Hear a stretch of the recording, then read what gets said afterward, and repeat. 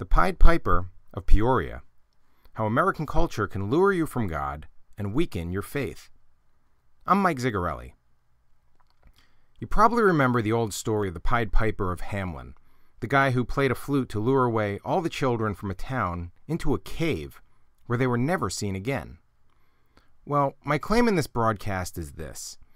Today, many of us in America are in the same predicament as those kids in Hamelin, following sweet, hypnotic music merrily and obliviously, wandering farther and farther from where we belong. But it doesn't have to be that way. This broadcast is intended to help you break free from the guy with the flute. Let me introduce you to him, this charlatan who steals without the victim ever knowing he's been robbed. The piper has a fancy name today, secularism, but don't let that intimidate you. He's both gentle and familiar. In fact, you've probably known him all your life, at least if you've lived in the United States. That's because since you were born, he's been around you constantly, in the TV shows, in the movie theater, in the media, in the music, and most of the ads you've seen. He's infiltrated our government, our public schools, our universities, our workplaces. Clever boy. He's even found a way into some of our churches. And like those captivated kids in Hamelin, many of us are spellbound by secularism, following without even knowing we're being led. There's a dark cavern up ahead, too. Lots of folks are already there, but it's not too late for you to turn around. To break free, you need to see the piper for who he is and for what he's doing. Perhaps the easiest way to understand secularism is to think of it as a religion, since, like the religions with which you're familiar, it advocates a point of view about God, about right and wrong, about how to live, and about what matters most in life. More specifically, it's the perspective that we can't know much about God, if God even exists. So, how we should live is essentially up to us. Issues of right and wrong are relative concepts, determined by societal norms and laws and even personal preferences, rather than by God's will. Since God's will is unknowable, it's irrelevant and can no longer be used to guide our lives. So says the piper, this religion of secularism. Gradually, but ingeniously, the piper uses various influence mechanisms, again, TV shows, movies, advertisements, and so on, to seduce us, actually to indoctrinate us to adopt that secular point of view for ourselves. Then, as we unwittingly buy into the tenets of this stealth religion, as we become indoctrinated without our knowledge or consent, our priorities and behaviors become converts too. In plain English, we begin to live differently, consistently with our new beliefs. The sweet music gets into our heads, and then, curiously, our feet begin to move, faithfully following the piper. Notice how this works. The seduction starts at the cognitive level, at the level of our thinking. Then, what guides our thoughts guides our actions. As we think, so we do. It's an almost automatic cause and effect relationship. This may all be common sense, but we seldom reflect on it, which leaves us vulnerable to secularism's relentless tug. Like the invisible undercurrent that slowly pulls us downstream as we mindlessly play in the ocean, this invisible cultural current of secularism slowly but inexorably pulls us in its direction as we mindlessly go about our daily business. Before we realize it, we're in a different location entirely. Analogies aside, this may still sound a bit abstract, but it's intensely practical and of immeasurable importance. Let me show you an everyday example of how secularism affects us. Consider marriage. What exactly is it? How long should the commitment be? Under what circumstances should we break that commitment? Should a couple be married before they sleep together? Before they live together? Before they have children? And what does it mean to be a good spouse? What are the roles of a husband and a wife? Is it even necessary to have one husband and one wife for the relationship to be a marriage? I suspect that each one of us has an answer for each one of those questions.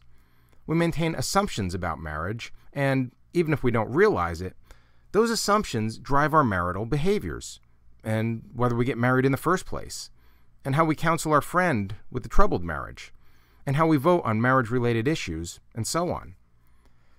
But did you ever consider how you formed your perspective about marriage in the first place? From where did your assumptions come? Surely you weren't born with them. There's more to the answer than just how you were raised and what you saw in your household growing up. That's a part of the answer, of course, but if you're like many people, you've also been culturally conditioned to think a particular way about marriage, for better or worse. And if you're like many people, you're not even aware of the conditioning. Whether it's from TV shows or books or magazines or Dear Abby columns or church teachings or movies or Oprah or that sociology course you took in college, or especially your closest friends. Any number of other influencers as well. Your assumptions about marriage and about almost everything else may have been shaped by the secular culture in which you live. Let me show you. Look at these three pictures. Pictures of a popular book, a humorous billboard, and a strikingly blunt t-shirt. Take a second and really look at them. Each communicates a perspective about marriage, and a rather dim one at that. It's the perspective that marriage is impermanent and disposable. A starter marriage is like a starter house.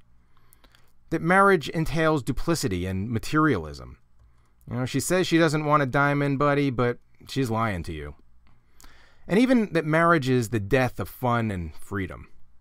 Hey, it's game over for you, pal.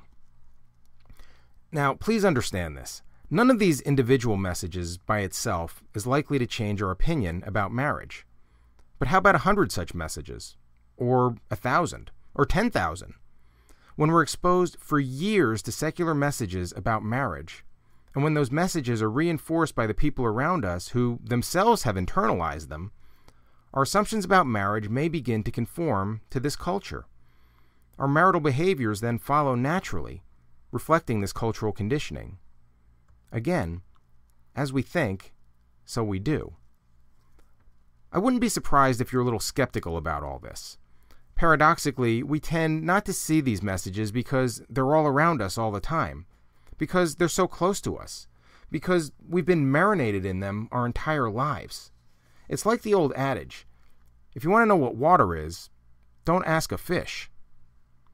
Or perhaps you're like I am and you want scientific evidence to back up a claim, especially a claim as provocative as you're being indoctrinated without even knowing it.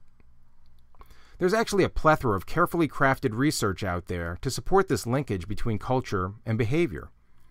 Representative is this quote: "The overwhelming majority of cultural researchers assume explicitly that culture, however defined, is an antecedent to human behavior.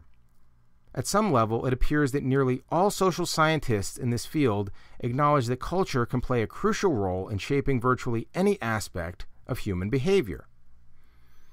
Now, if you've accessed any type of social science research before, you may understand the profundity of this quote.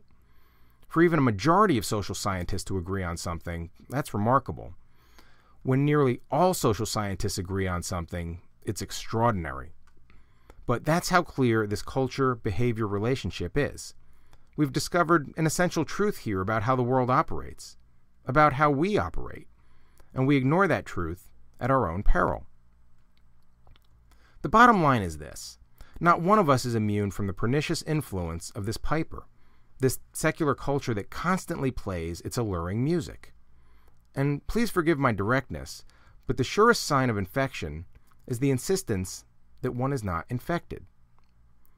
Like it or not, see it or not, believe it or not, we're constantly sold a set of ideas by our secular culture about how to live, about what matters, about the good life, about relationships, parenting, work, money, success, our bodies, the clothes we wear, how to react when somebody cuts us off on the highway, and about everything else. Exposed daily to dozens of invisible messages, it's normal to be affected by them, even to begin following this piper, ultimately to enter the cavern of conformity to the very culture in which we live. A secular culture that, as we'll see in part 2 of this broadcast, can lure us from God and weaken our faith.